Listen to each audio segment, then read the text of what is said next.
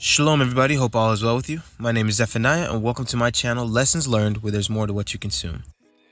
Today I'm going to be diving into Hulk 2003 and its connection to Psalms 18 verse 2 and what we can learn from it. Without further ado, let's get into it. Spoiler warning for those who haven't seen it and would like to watch it. Of course, many know about the Hulk as he is a household name, but for those who don't know this version, Hulk 2003 is about a man named Bruce Banner and his struggles in dealing with a troubled past due to his father's selfish doings. His father was a sort of mad scientist working for the government trying to develop a super soldier serum. After being told that his serum would be too dangerous for human trial, his anger mixed with an unhealthy craving for superiority led Bruce's father to experiment on himself. Of course he survived and would later conceive Bruce with his wife. Knowing that his mutated DNA lay dormant in Bruce made him curious and led him to run tests on his son. When General Ross found Bruce's blood in the facility, he shut down Bruce's father's research. In response to this, Bruce's father went on a rampage, blowing up the facility that held the research and going home with aims to kill his son. Of course his mother wasn't having it and got in between him and Bruce. During this incident, Bruce's father kills her on accident instead, putting him in jail and Bruce in the foster care system. Bruce would grow up to be a scientist with no recollection of his past, but unlike his father, he had a team alongside with his love interest, which is General Ross's daughter, Betty Ross. His research was to find a cure for cancer for the people. One day, as one of his comrades was working on the gamma radiator, he short-circuited it and initiated his process as he was in the room. Bruce ran to help him but couldn't get him out in time, so he threw himself in front of the gamma radiator as it went off to save his friend, and woke up the next day as if nothing happened. This incident would wake up the mutation he was born with from his father in his DNA, and through the anger of his past, he would turn into the Hulk.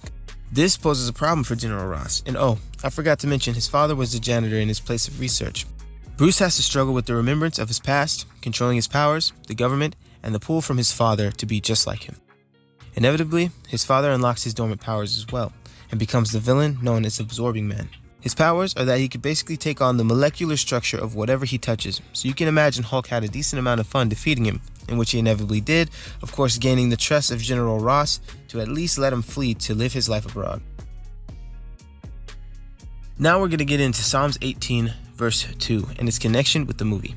Psalms 18 is a song written by King David on the day he was delivered from the hand of his enemies, even King Saul.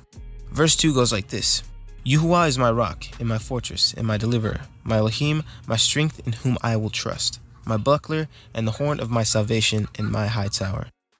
Considering Bruce's background, I want to focus on this scene here first.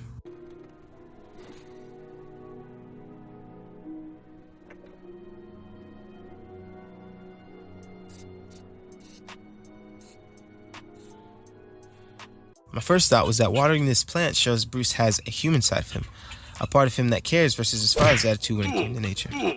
I then thought that that plant on the rock could be him, and that rock that the plant is on could be a more stable foundation built by his foster parents and himself through the self-discipline and hard work it took to get him in the position he is in, which is the water he sprays on the plant, the maintenance. Then I thought of Matthew 7, verse 24 through 27.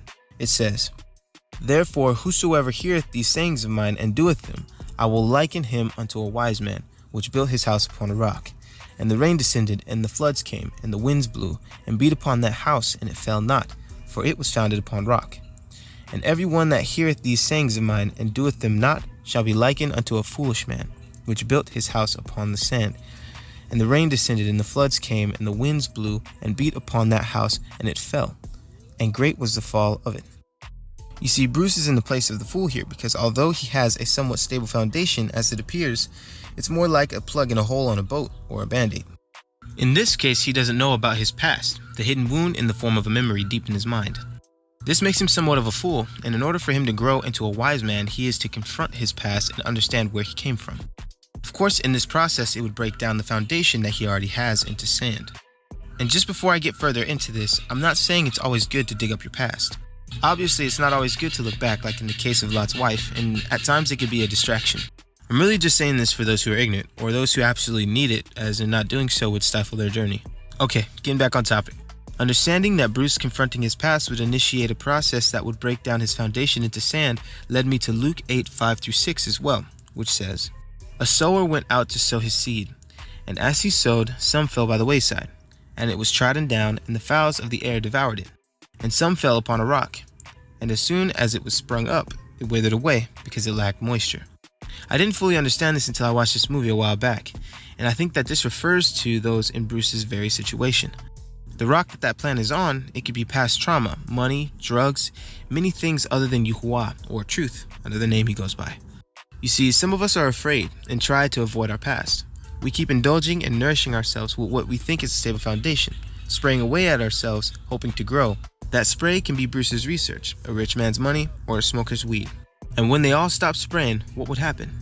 It would be like they're all withering away and the very foundation they built is crumbling into sand.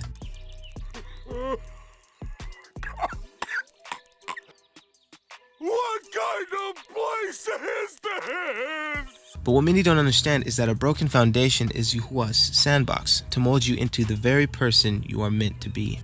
It says in Psalms 51:17, "The sacrifices of Elohim are a broken spirit, a broken and a contrite heart, O Elohim, thou wilt not despise." We just need to trust him and embrace the truth we need to embrace to get right so that he can place us upon him, so that he can be our rock, our foundation that is truly stable. And in doing so, we'll be like a tree planted by the rivers of water, that bringeth forth its fruit in its season, whose leaf also shall not wither, and whatsoever we do shall prosper. Like Psalm 1 states. This is what this dream sequence was telling him.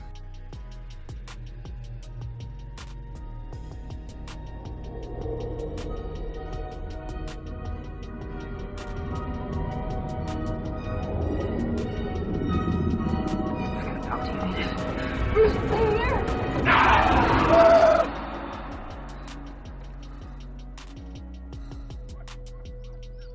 This leads me to one of my favorite scenes in the movie besides all the action and stuff, of course.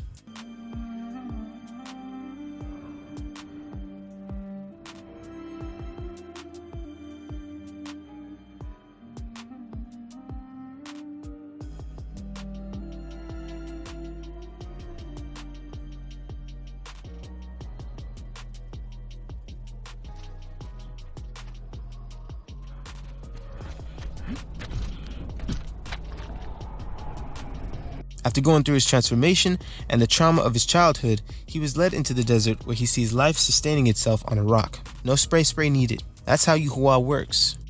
It took leaps of faith to get him there, like it took a leap of faith to jump in front of the gamma radiator to save his friend. Where he ended up, there could have been no water, no life, only a green monster.